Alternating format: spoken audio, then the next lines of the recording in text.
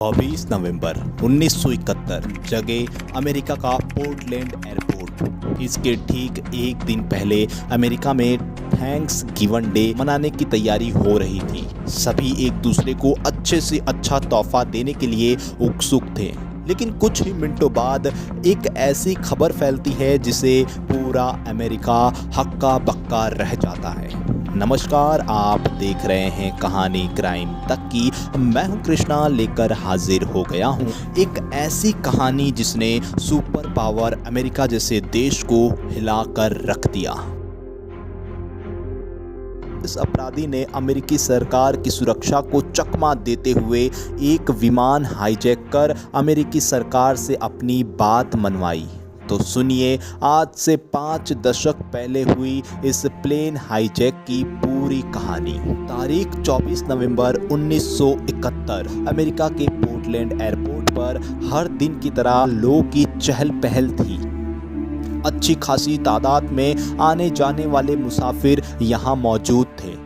तभी यहाँ एक शख्स काला सूट पहने, हाथों में काला बैग लिए किसी जेंटलमैन की तरह ये शख्स टिकट काउंटर से बोइंग 727 प्लेन में अपने लिए $20 में पोर्टलैंड से सिएटल तक एक टिकट बुक करता है। उन दिनों अमेरिकी एयरपोर्ट पर सुरक्षा के इतने कड़े इंतजाम नहीं हुआ करते थे, लिहाजा ये शख्स बड़ी आसानी से एक संदिग्ध बैग को विमान के अंदर ले जाने में सफल हो जाता है। प्लेन के अंदर जाते ही वो अपने 18 नंबर की सीट पर बैठ जाता है।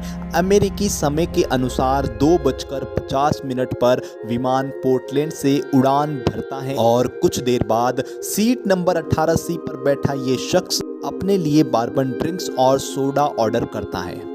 ये शख्स जानता था कि इस प्लेन में उसका सफ़र महज 30 मिनट का ही है। यहाँ से शुरू होती है इसके नापाक मंसूबों की कहानी। ज़्यादा वक्त बर्बाद ना करते हुए वो अपने नज़दीक खड़ी फ्लोरेंस नाम की एयर होस्टेस को पास बुलाकर उसके हाथ में एक पर्ची थमाता है। फ्लोरेंस को लगता है कि वो उसके साथ फ्लर्ट कर रहा है, इसलिए वो इस पर्ची को अपने पर्स में डालने लगती है, लेकिन ये शख्स धीरे से उसे पर्ची पढ़ने का इशारा करता है। पर्ची पढ़ते ही फ्लोरेंस के होश उड़ जाते हैं। दरअसल पर्ची में लिखा था कि उसके पास बैग में बम है और वो चुपचाप मेरे पास आकर बैठ जाओ।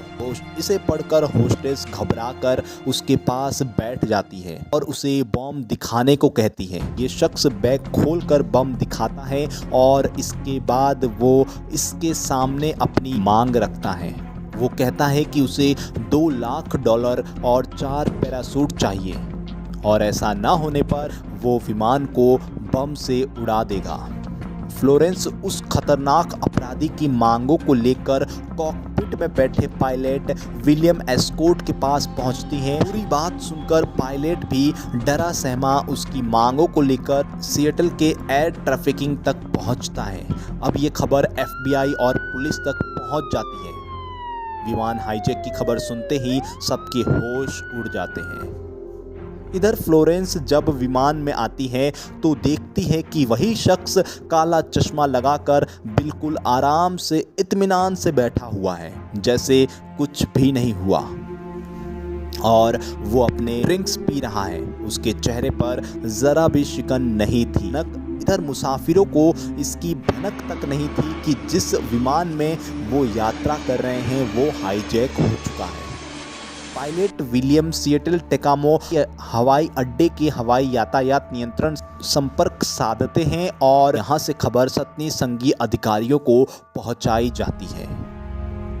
विमान में सफ़र कर रहे यात्रियों को बताया जाता है कि मामूली तकनीक की खराबी के चलते सिएटल पहुंचने में देरी होगी। नॉर्थ वेस्ट ओरिएंट के अध्यक्ष डोनाल्ड नेरोप ने फिरौती की भुगतान का पूरा रोड मैप तैयार किया। FBI एजेंट ने सिएटल क्षेत्र के कई बैंकों से संपर्क किया और कई बैंकों से पैसे इकट्ठा किए। इसमें ज़्यादातर सीरियल नंबर L से शुरू होता था।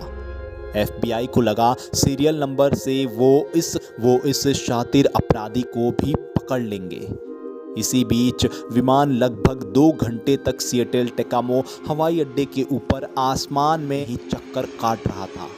शाम 5:20 कूपर को सूचित किया जाता है कि उसकी मांगों को पूरा कर लिया गया है और इस सूचना के 1 घंटे बाद विमान भारी बारिश के बीच सिएटल टेकामो एयरपोर्ट उतरता है। ये शख्स पायलट से कहता है कि विमान को अंधेरे में ले जाया जाए और सभी खिड़कियां बंद कर दिया जाए ताकि पुलिस उस पर निशाना ना साध पाए। इसके बाद इस शख्स के कहे मुताबिक नकदी से भरे थैले और पैराशूट को विमान के पिछली सीढ़ियों से अंदर रखवाया जाता है। फिरौती मिलने के बाद ये शख्स सभी यात्रियों और कर्मचारियों को विमान से बाहर जाने की अनुमति दे देता है, लेकिन पायलट को उतरने नहीं देता।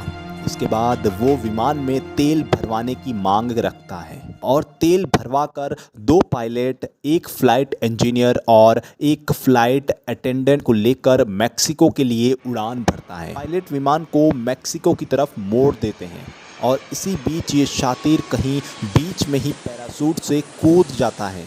विमान का अचानक गेट खुलने से विमान अनियंत्रित हो जाता है और पायलट को समझ नहीं आता कि आखिर वो क्या करे, लेकिन तभी उन्हें दिखाई देता है कि वो शातिर उनके लिए 4 पैराशूट छोड़ गया है। इसके बाद पायलट उन पैराशूट को लेकर ऊपर से छलांग लगा देते हैं। हालांकि अच्छी बात यह थी कि विमान ज़्यादा ऊंचाई पर नहीं था, जिसके लिए इसीलिए वो नीचे आकर गिर जाता है, लेकिन कोई ज़्यादा नुकसान नहीं होता। अब पुलिस और जासूस उसके पीछे लग चुके थे, लेकिन वो वहाँ से रफू चक्कर हो गया था। बाद में प्लेन की छानबीन की जाती है। इससे जुड़े सारे सबूत पुलिस ले जाती है और विमान में मौजूद लोगों से उसका स्केच बनवाया जाता है। इसके बाद एक नाम पूरी मीडिया में छा जाता है और वो नाम था डैन कूपर। लेकिन एक न्यूज़पेपर की गलती से उसका नाम डीबी कूपर छप जाता है और वो आगे जाकर इसी नाम से जाना जाता है, यानी ये आदमी डीबी कूपर के नाम से जाना गया। इसके बाद भी कई सालों तक डीबी कूपर का कोई सुराग नहीं मिला, लेकिन इस घटना के 8 साल बाद 10 फरवरी 1980 को एक 8 साल के बच्चे को कोलंबिया नदी के किनारे लकड़ी इकट्ठा करने के दौरान रेत के नीचे दबे हुए 3 नोट के बंडल मिलते हैं। वो नोट के सीरियल नंबर से ये पहचान भी हो जाती है कि वे वही नोट हैं जो उस रात डीबी कूपर को दिया गया था। इस केस पर कई सालों तक छानबीन हो रही थी, लेकिन इस केस की कभी भी पुख्ता सबूत FBI या पुलिस के हाथ नहीं लगे। अमेरिकी सरकार और FBI ने थक हार कर हाईजैकिंग के इस केस को 45 साल बाद 2016 को इस केस को बंद कर दिया और इस केस के साथ दफन हो गया डीबी कूपर का राज। आखिर उसने ऐसा क्यों किया, सालों तक ये बात किसी को समझ नहीं आई और ना ही उसका चेहरा कोई देख पाया। तो दोस्तों, ये तो थी एक ऐसे शातिर अपराधी डीबी कूपर की कहानी जो आज भी FBI और अमेरिकी सरकार को चकमा देने में कामयाब रहा। ऐसे ही सच्ची क्राइम की कहानियों के लिए सब्सक्राइब कीजिए हमारे चैनल को और देखते रहिए कहानी क्राइम।